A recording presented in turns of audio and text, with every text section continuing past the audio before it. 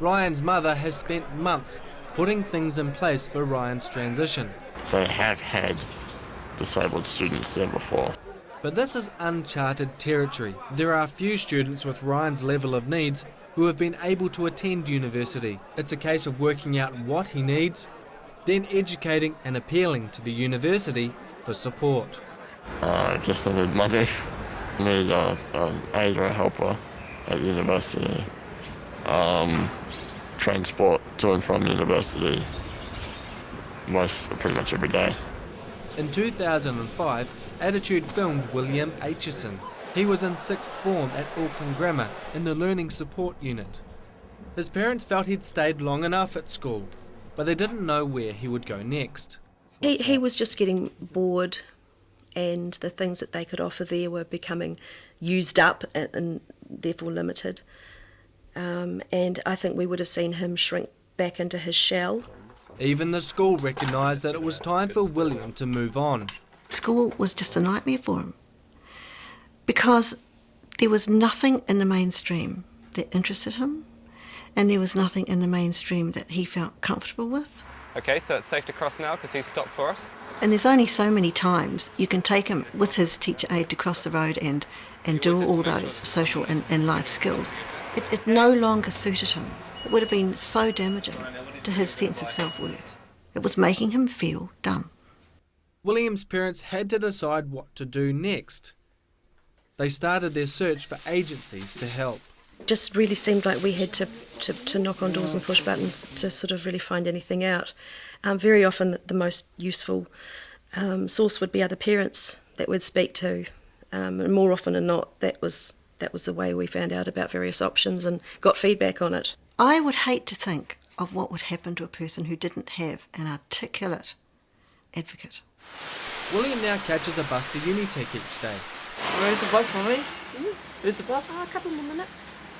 It's an achievement that called for commitment from both his parents. Well, I had to change my job, first of all, so that I would have flexibility of time. We had to research the bus routes and find out which was going to be the most straightforward, because he's not good with reading and writing and telling the time, so sort of some of the basic things you need for using the bus. But we basically just went on the bus with him every day, and that would involve getting on the bus, going all the way over to Unitec, talking about all the landmarks and things on the way, and so that would take us an hour to get over there, and there'd be a half-hour turnaround while I had a cup of coffee, back on the bus to come home, and then same again in the afternoon. I'd bus over there for an hour, half an hour turnaround, and bus back. So it was taking 5 hours out of my day. Fantastic thing is that now he's soloing, but it, was a big chunk of my time to get him to that point. It's pretty cool catching the bus by myself.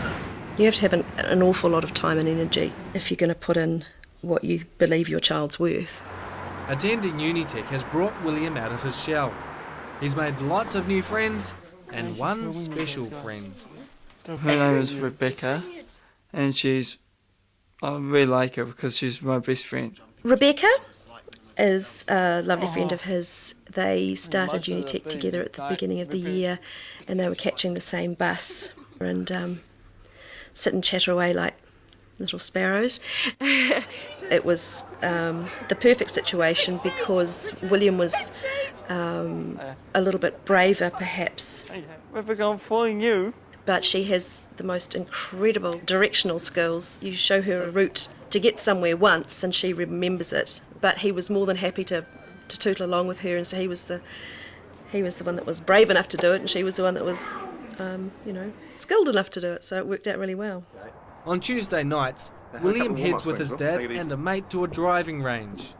Just keep the arms straight, keep your feet a little bit further apart, just relax a bit, keep the arms straight. William has one more year at Unitec, but his family is already formulating plans for the next stage of his life. Now you're onto it.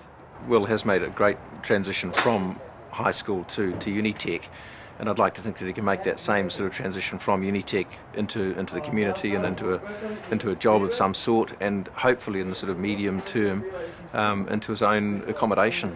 Okay, let's step up now. Stand back, mate. Right.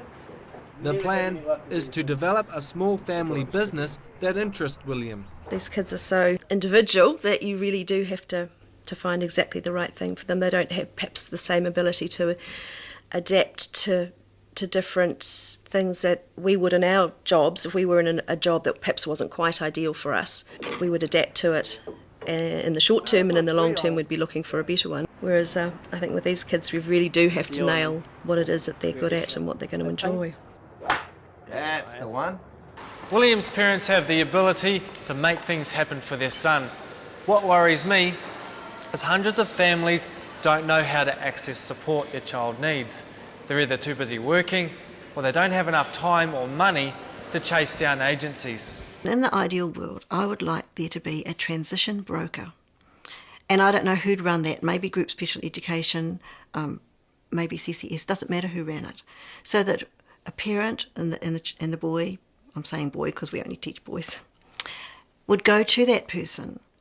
They would then put a caseworker to that boy, who would come to the school and to the home and spend time to get to know the boy and then choose the provider.